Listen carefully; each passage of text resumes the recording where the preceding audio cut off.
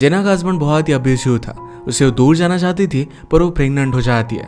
Doctor के पास गए तो डॉक्टर के साथ ही अफेयर स्टार्ट हो जाता है। कैसी सिचुएशन से वो बाहर निकल पाएगी, क्या अपने ड्रीम्स को फॉलो कर पाएगी, ये हम आज की हमारी मूवी वेट्रेस ये 2007 की एक रोमांटिक ड्रामा मूवी में देखने वाले हैं। अगर आपको वीडियो अच्छा लगता है तो प्लीज लाइक और कमेंट जरूर कर दीजिएगा। बिना किसी देरी के एक्सप्लेनेशन स्टार्ट करते हैं। मूवी स्टार्ट होती है और हम हमारी मेन कैरेक्टर जेना को पाई बनाता हुआ देख सकते हैं। ये उसका पैशन था। वो एक डाइनर में काम करती थी और उसके फ्रेंड्स ने उसे कहा कि अब तुम्हें प्रेगनेंसी टेस्ट ले लेनी चाहिए। बहुत दिन हो चुके थे और जेना को लग रहा था कि वो प्रेग्नेंट है, पर डर की वजह से उसने टेस्ट ली नहीं थी। उसे इस वक्त अपनी लाइफ में बेबी चाहिए नहीं था। टेस्ट का रिजल्ट आया और वो प्रेग्नेंट थी। उसकी फ्रेंड्स पूछती कि हुआ कैसे, तुम्हारे तो अब अपने हस्बैंड के साथ उतनी अच्छी रिलेशनशिप नहीं है। जेना कहती कि एक रात उसने मुझे ड्रंक कर दिया था और इसी वजह से प्रेगनेंसी हो गई। उसे जब भी टेंशन आता है तो अपने मन में वो पाए बनाने लग जाती है। जेना अपने हस्बैंड अर्ल को बताने नहीं वाली थी। उसका वैसे भी वहां से भाग जाने का प्लान था। कुछ मंथ्स में पाइस की कंपटीशन होने वाली है जहां पर वो अच्छे से परफॉर्म करेगी और एक बड़ा प्राइज मनी उसे मिल जाएगा। उसके बाद वो कहीं और जाकर रह सकती थी। तब तक के लिए अपनी प्रेगनेंसी वो अर्ल से छुपाने वाली थी।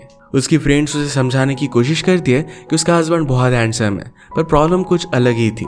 उसे लेने के लिए आया और गाड़ी में आने के बाद जबरदस्ती उसे किस करने के लिए कहता है। जेना जो भी सब पैसे कमाती थी ये सब कुछ जो हमेशा ले लेता था। जेना आजकल थोड़े से पैसे अपने खुद के लिए छुपा कर रख रही थी। अल कहता है कि आजकल तुम बहुत ही कम पैसे कमा रही हो, इससे अच्छा तुम घर पर बैठो और मेरे लिए कुक करो। जबरदस्ती उसके डे के बारे में उसे पूछने के लिए कहता है। जेना को ये सब टॉर्चर लगता है और वो पाइस के बारे में फिर से सोचने लग गए। इस बात से अल और भी ज्यादा डिस्टर्ब हो गया। उसे कहता है कि मैं जो भी कहता हूँ इसके बारे में तुम्हें अटेंशन देना चाहिए। घर जाने के बाद उसने उसके लिए बहुत ही अच्छा सा मील कुक किया। उसे मस्का लगाने की कोशिश कर रही थी तो अल कहता है कि बात क्या है। जेना ने कहा कि पाइस की एक कंपटीशन है जिसके लिए उसे थोड़े से पैसे चाहिए। अल उसे साफ साफ मना कर देता है। अल कहता है कि तुम्हें जो भी चाहिए ये सब कुछ मैं ला कर देता हूँ, तुम्हें पैसों की कोई भी जरूरत नहीं है। नेक्स्ट सीन में जेना अपने डॉक्टर को मिलने के लिए गई और उसने पाई भी लाया था। आज उसकी डॉक्टर बदल चुकी है और एक नया डॉक्टर आया है जिसका नाम है जिम। अपने ओल्ड डॉक्टर पर जेना बहुत ट्रस्ट करती थी, पर जिम कहता है कि उनसे मैंने सब कुछ सीख लिया है, तुम्हें कोई भी प्रॉब्लम नहीं होगी। उसे उसकी बेबी के लिए कॉन्ग्रेचुलेट करता है, पर जेना कहती कि मुझे कॉन्ग्रेचुलेशंस की जरूरत नहीं है, मैं ये बेबी कभी भी चाहती नहीं थी, पर अभी आने वाला है तो उसका वो ख्याल रखेगी। पाई वेस्ट हो जाता तो जिम को दे देती है। उसे कहता है कि हर एक मंथ को तुम्हें चेकअप करने के लिए आना पड़ेगा और अगर कोई प्रॉब्लम आए तो तुम मुझे कॉल कर सकती हो। काम पर जेना का बॉस बहुत ही स्ट्रिक्ट था। अगर कोई लेट हो जाता तो उन पर वो बहुत चिल्लाता था। आज उनके डाइनर में उनके ओनर जिनका नाम है जो, ये भी लंच करने के लिए आए। अपने ऑर्डर को लेकर वो हमेशा बहुत ही स्पेसिफिक रहते थे। वो बेचारे अकेले थे तो जेना को हॉरोस्कोप पढ़कर सुनाते हैं। उन्होंने कहा कि आज अपने चाहने वालों से तुम्हें संभाल कर बात करनी चाहिए। जेना कहती कि मेरा कोई भी चाहने वाला नहीं है। अचानक से उसे उल्टे आने लग गए और वहां से वो चली जाती है। जेना की फ्रेंड बेकी ने उसे कहा कि आज मेरी एक डेट है, जाने से पहले मेरा मेकअप करवा देना। उसने डिसाइड किया था कि डेट के लिए सिर्फ वो 5 मिनट के लिए जाएगी। अगर वहां उसे बोर होने लगता है तो जल्दी से वहां से वो भाग सकती है। जो का ऑर्डर लेकर जेना फिर से वापस आती है तो जो पूछता है क्या तुम प्रेग्नेंट हो, तुम्हारा लुक मैं पहचान सकता हूँ। एक बार एक समर में मैंने भी एक लड़की को प्रेग्नेंट कर दिया था और बाद में उस बेबी की डेथ हो गई थी। इस बात के लिए उसे बुरा लगता है। नेक्स्ट सीन में जेना अपने फ्रेंड्स के साथ थी। अपने पाई कॉन्टेस्ट के बारे में उन्हें बता देती है। डॉन से कहती है कि उन पैसों से तुम्हें खुद का पाई शॉप डालना चाहिए। यह आइडिया जेना को बहुत पसंद आया था। आज उनकी फ्रेंड बेकी भी किसी से मिलने के लिए जा रही थी, पर एक सीक्रेट था और उन्हें वो नहीं बताती। इस बात से दोनों बहुत ही सरप्राइज थे। आज दोनों फ्रेंड्स बिजी थी और अर्ल भी उसे लेने के लिए आने नहीं वाला था तो बस का वेट कर रही थी, पर वहां पर जिम आ जाता है। जेना पूछती कि आप यहाँ पर क्या कर रहे हो। जिम ने कहा कि मेरी गाड़ी खराब हो गई थी। वो कहता है कि तुमने मेरे लिए जो पाए लाया था ऐसा पाए मैंने कभी भी खाया नहीं, वो बहुत ही ज्यादा अमेजिंग था। जेना कहती कि तुम्हें हमारी शॉप में आना चाहिए, वहां पर हम बहुत सारे पाए सर्व करते हैं, मैं हमेशा अलग अलग पाए बनाती रहती हूँ। जिम कहता है कि जब मैं छोटा था तो मेरे डाइनर में भी पाए मिलता था, वहाँ की वेट्रेस मुझे बहुत ही ब्यूटीफुल लगती थी। तुम्हें आज जब मैंने यूनिफॉर्म में देखा तो मुझे उसी की याद आ गई। इस बात से जेना शर्मा जाती है, पर ये कॉम्प्लीमेंट वो ले नहीं पाती। जिम कहता है कि तुम बहुत ही ब्यूटीफुल हो और तुम्हें एक्सेप्ट करना चाहिए। जेना ने नोटिस किया था कि जिम के हाथ में रिंग है, यानी कि वो मैरिड है। जेना आज जब घर पर आई तो अल को उसके साथ इंटीमेट होना था, पर जेना का मन नहीं करता। वो नोटिस करता है कि जेना वेट गेन कर रही है। उसे पता ना चल सके तो डिस्ट्रैक्ट करने के लिए उसके साथ वो इंटीमेट हो गई। अगले दिन उनके पाई शॉप में एक आदमी बहुत ही एक्साइटेड होकर आता है जिसका नाम था ऑगी। जेना उसको ऑर्डर लेने के लिए गई तो ऑगी कहता है कि मैं तुम्हारी फ्रेंड को ऑर्डर देना चाहता हूँ। दूर से ही डॉन बना कर दिया। जेना उसे समझाने की कोशिश करती है पर ऑगी मानने नहीं वाला था। जेना जाकर डॉन से पूछती कि हुआ क्या था। डॉन कहती कि कल रात मैं ओगी के साथ ही डेट पर गई थी। मैं सिर्फ 5 मिनट उसके साथ थी, पर फिर भी उसकी फैमिली की पूरी हेल्थ हिस्ट्री उसने मुझे बता दी। उसने मुझे बहुत बोर किया और उसे मुझसे शादी करनी है। वो कहता है कि जब तक मैं हाँ नहीं कह देती तब तो वो पीछे नहीं हटेगा। जेना कहती कि तुम्हें उससे बात करके सब कुछ ठीक कर देना चाहिए। डॉन उसके पास गए और वो कहता है कि मैं फाइनेंशियली बहुत ही इंडिपेंडेंट हूँ, मैं तुम्हारा बहुत ही अच्छे से ख्याल रख सकता हूँ, किसी भी चीज को मैं आसानी से छोड़ नहीं देता। जब तक तुम हाँ नहीं कह देती तब तक मैं यहाँ आता रहूंगा। तुम्हें देखकर मुझे पोएट्री करने जैसा महसूस होता है। डॉन ने उसे कहा कि तुम्हें देखकर मुझे बहुत ही घटिया लगता है, तुम एक फ्रीक हो और यहाँ से चले जाओ। इस बात से उसे बहुत बुरा लगा और वही कि वही वो रोने लग जाता है। जेना ने नोटिस किया कि उसे रैशेस आ रहे थे तो जिम को कॉल लगाती है। उसे कल काम पर भी जाना था तो जेना पूछती कि क्या 7 बजे मैं वहां पर आ सकती हूँ, तो जिम इसके लिए हाँ कहता है। हॉस्पिटल में और कोई भी नहीं था। जिम स्पेशली जेना के लिए जरा जल्दी आया था। जिम उसे कहता है कि सब कुछ नॉर्मल है, उसका ज्यादा चेकअप उसने किया भी नहीं। जेना उसके लिए एक डेजर्ट लेकर आई थी जिसे वो बहुत एंजॉय करता है। जेना ने कहा कि अगर मेरे सिम्टम्स इतने नॉर्मल थे तुमने मुझे इतनी दूर बुलाया क्यों? 7 बजे कभी भी हॉस्पिटल नहीं खुलता, फिर भी तुम जल्दी आ गए। जिम इन सबसे ऑकवर्ड फील कर कुछ भी बोल नहीं पा रहा था। जेना ने कहा कि अब तुम मेरे डॉक्टर नहीं रह सकते, मुझे बहुत ही अनकंफर्टेबल लगता है। जिम उसे सॉरी कहता है पर जेना गुस्से में वहां से चली गई, पर उसका पर्स अंदर रह गया था। जिम में देने के लिए आया तो डायरेक्टली उसे वो किस कर लेती है। जिम कहता है कि मुझे तुमसे फिर से मिलना है, हम कहीं पर डेट पर चल सकते हैं। जेना कहती कि तुम मेरे डॉक्टर हो, ये सब करना सही नहीं होगा। जिम भी ये बात रियलाइज करता है, पर तभी जेना ने फिर से उसे किस कर लिया। इसके बाद जिम ने जेना को उसके काम पर छोड़ दिया। वो कहता है कि अब क्या होगा। जेना कहती कि अगर मुझे कोई प्रॉब्लम हुई तो मैं तुम्हें कॉल करूंगी। वो कन्फ्यूज्ड होकर बाहर बैठी हुई थी तो जो उसे देख लेता है। उसने नोटिस कर लिया था कि जेना ने किसी के साथ मेकआउट किया है। उसने अपना ऑर्डर दिया और जेना को समझाने की कोशिश की कि किसी के साथ अफेयर करना सही नहीं है, उसकी वाइफ को बहुत बुरा लग सकता है। जेना उसे कहती कि जितना बुरा आप लोगों को दिखाने की कोशिश करते हो उतने बुरे आप हो नहीं। जेना अपने डाइनर में एक मदर और उसके छोटे बेटे को देखती है। वो अपनी मदर को बहुत ही ज्यादा तंग कर रहा था और जेना को इससे बहुत टेंशन आता है। उसकी फ्रेंड्स उसके लिए एक बुक लेकर आती है जिसमें मदर बनने के बारे में इंफॉर्मेशन थी। उसे कहती कि अब तक तुम्हें कुछ भी फील नहीं हो रहा है, इसी वजह से हमने तुम्हें एक गिफ्ट दिया। जेना कहती कि मैं सोच रही थी कि इस बेबी को अडॉप्शन के लिए दे दूं, एक अच्छी जिंदगी डिजर्व करता है जो मैं उसे दे नहीं सकती। उसकी फ्रेंड ने उसे कहा कि यहाँ पर कुछ ब्लैंक पेजेस है जहाँ पर अपने बेबी के लिए तुम लेटर लिख सकती हो। जेना लेटर में लिखती है कि मैं एक्चुअल में तुम्हें क्या दे सकती हूँ ये चीज मुझे पता नहीं है। जिस वर्ल्ड में मैं जी रही हूँ तो उतना अच्छा नहीं है। मैं इन सब चीजों के लिए सिर्फ तुम्हें सॉरी कह सकती हूँ। वो अकेली जाकर कहीं और पर लाइफ स्टार्ट कर सके इतने उसके पास पैसे भी नहीं थे।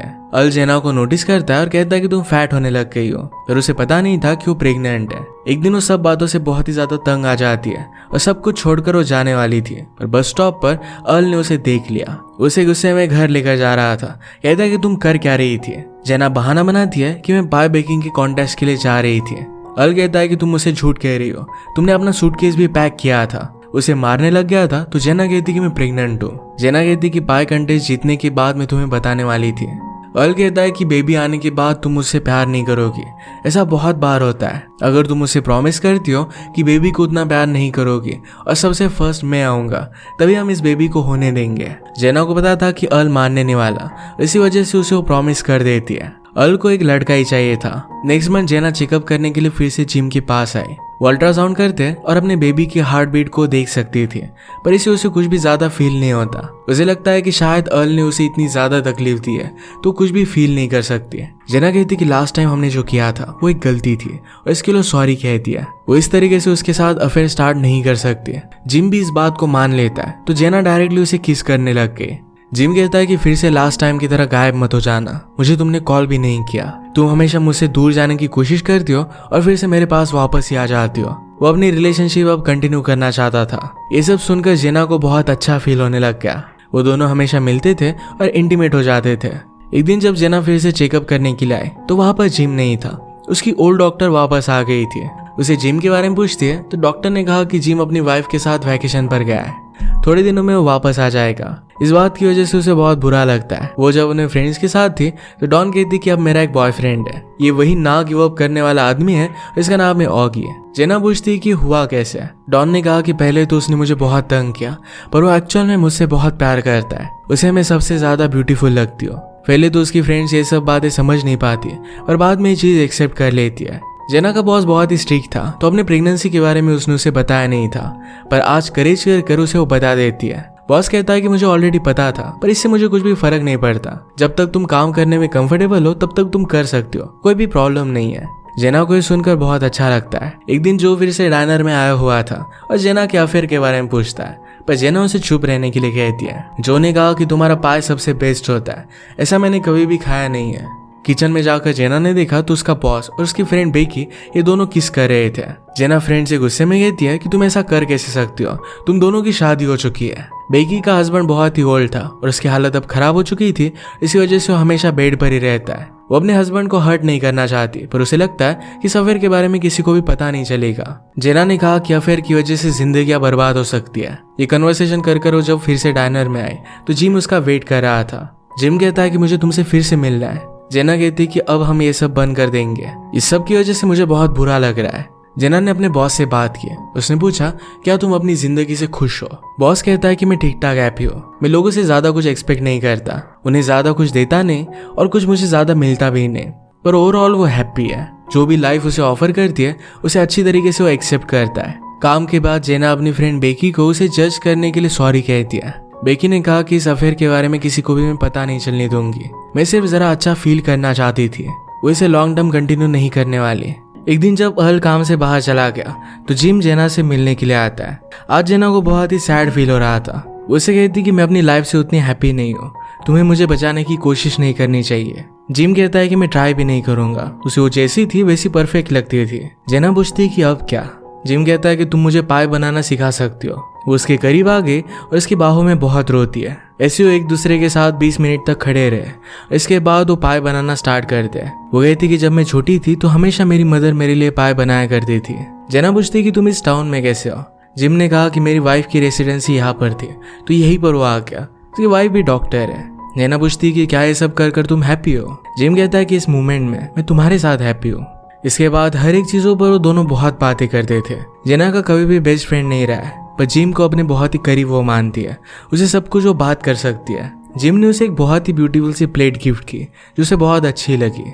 जेना ने कहा कि मैं तुम्हें कोई भी गिफ्ट नहीं दे सकती। जिम ने कहा कि इसकी कोई भी जरूरत नहीं है, मैं तुमसे बहुत प्यार करता हूँ। डॉन और ऑगी के बीच में बातें आगे बढ़ी थी और अब वो दोनों शादी कर रहे थे। एक बहुत ही ब्यूटीफुल सी सेरेमनी होती है। जो और जेना दोनों अकेले थे तो डांस करने लग गए। जो कहता है कि जब मैं यंग था तो तुम्हारी जैसी अगर मुझे कोई मिल जाती तो मेरी पूरी लाइफ अलग होती है। तुम एक बहुत ही अमेजिंग लड़की हो, तुम्हें इस लाइफ में स्टक नहीं रहना चाहिए, तुम्हें जो भी करना है तुम्हें कर देना चाहिए। जेना कहती कि मेरे पास पैसे नहीं, ये सब कुछ बहुत ही हार्ड होगा। जो कहता है कि अगर मेरी एज में तुम्हारे ड्रीम्स भी हो फिर भी तुम फुलफिल नहीं कर सकते। तुम्हारे पास जो ड्रीम्स है ये बहुत ही इंपॉर्टेंट चीज है, इस तरीके से जीकर तुम्हारा दम घुट जाएगा। अचानक से यहाँ पर अर्ल आ जाता है और वो जेना पर बहुत ज्यादा गुस्सा था। गुस्से में वहाँ की एक चेयर तोड़कर जेना को घर पर लेकर जाता है। कहता है कि घर में हर जगह पर पैसे छुपाए हुए हैं, ये सब तुम कर क्या रही हो? वो बहुत ही ज्यादा डिस्टर्ब हो गया था तो जेना कहती कि हमारी बेबी के लिए मैं गिफ्ट लेना चाहती थी। अर्ल इस बात को सच मानता है। उन्होंने बेबी के लिए क्रिप बाय की और बहुत सारे पैसे अब भी बचे थे तो कैमरा बाय कर लेता है। उसके पास उन पैसों से थोड़ा सा चांस था, वो भी अब उसके पास नहीं है। नेक्स्ट टाइम जब जेना जिम के पास चेकअप करने के लिए आई तो उसे कहती है शायद हम यहाँ से कहीं दूर भाग सकते हैं। जिम कहता है कि मैं भी यही चाहता हूँ। इस थॉट में उसने डिसाइड कर लिया कि अभी के अभी यहाँ से वो भाग जाने वाले हैं। 10 मिनट उसने जेना को रुकने के लिए कहा, तभी जेना का वाटर ब्रोक हो जाता है। बेबी की न्यूज पता चलने के बाद अर्ल भी वहां पर पहुंच गया। जो का इसी हॉस्पिटल में किडनीज का ऑपरेशन हो रहा था तो वो भी उसे मिलने के लिए आ जाता है। उसने कहा कि तुम्हारे बेबी के लिए मैंने एक कार्ड बनवाया है, इसे तुम बाद में देखना। जेना की कंडीशन देखने के लिए वहां पर इंटर्नशिप करने वाले सब डॉक्टर्स पहुंच गए। इसमें जिम की वाइफ भी थी। इसे देखकर जेना और भी ज्यादा नर्वस हो जाती है। वो नोटिस करती है कि जिम की वाइफ उससे बहुत प्यार करती है। इसके बाद डिलीवरी हुई और जेना को डॉटर हुई थी। वो जब फर्स्ट टाइम उसे होल्ड करती है तो आसपास का उसे कुछ भी नहीं दिखता। अपनी बेटी को देखते ही उसे बहुत प्यार करने लग गई थी। अर्ल फिर से उसे कहता है कि अपनी डॉटर से मुझसे ज्यादा प्यार मत करना। जेना ने कहा कि मैं तुमसे प्यार नहीं करती, बहुत सालों से नहीं करती, हमेशा के लिए मेरी लाइफ से चले जाओ। वो डिवोर्स चाहती थी और अगर उसके थोड़े से भी करीब आया तो पुलिस को कॉल करने वाली थी। अर्ल डिस्टर्ब होने लग जाता है, उसे मारता उससे पहले ही जिम ने उसे रोक लिया। अपनी डॉटर के साथ अपनी लाइफ में आगे बढ़ने के लिए जेना अब रेडी थी। उसमें एक करेज था। अर्ल ने हॉस्पिटल के बिल देने से मना कर दिया था तो रात में जेना को लेने के लिए उसके फ्रेंड्स आए। उसे कहते हैं कि जो कोमा में चला गया है। ये सुनकर जेना को बहुत बुरा लगा। जो ने जेना को जो कार्ड दिया था ये वो देखती है और इसमें जेना की पिक्चर उसने बनाई थी। इसमें लिखा था कि सिर्फ तुम ही मेरी एक फ्रेंड हो, फिर से अपनी लाइफ अच्छे से स्टार्ट करना। इसके साथ उसने एक चेक लिखा हुआ है जो एक बहुत ही बड़ी अमाउंट है। इस चेक के बारे में जेना किसी को भी नहीं बताती है, पर अब नई लाइफ स्टार्ट करने के लिए वो फ्री थी। जाने से पहले जिम उससे मिलने के लिए आया। उसे कहती कि हमें अफेयर यहीं पर खत्म कर देना चाहिए, तुम्हारी वाइफ तुमसे बहुत प्यार करती है, इस तरीके से हम उसे हर्ट नहीं कर सकते। अगर हमने अफेयर कंटिन्यू किया तो हमारे आसपास के सब लोगों को बहुत अफेक्ट होगा। वो जाते जाते फिर से उसे एक डेजर्ट देकर गई। इसके बाद वो पाई कॉन्टेस्ट में गए, वहां पर भी वो जीत जाती है। जो ने मरते हुए उसका रेस्टोरेंट जेना के नाम कर दिया था। वो बहुत ही ब्यूटीफुल से पाई बनाती है और सब लोग इसे बहुत एंजॉय करते थे। उसकी लाइफ में उसका बिजनेस और उसकी डॉटर, इनके साथ वो बहुत ही खुश थी। इसी के साथ ये मूवी एंड हो जाती है। अगर आपको एक्सप्लेनेशन अच्छा लगा तो प्लीज़ इसे लाइक और कमेंट जरूर कर दीजिएगा। ये बहुत सारी मूवीज लेकर आते रहता हूँ, तो प्लीज़ चैनल को सब्सक्राइब कर दीजिए और बेल नोटिफिकेशन आइकॉन दबाना मत भूलिएगा। हम फिर से मिलेंगे और एक नई मूवी के साथ, तब तक के लिए थैंक यू और आप अपने आप का ख्याल रखें।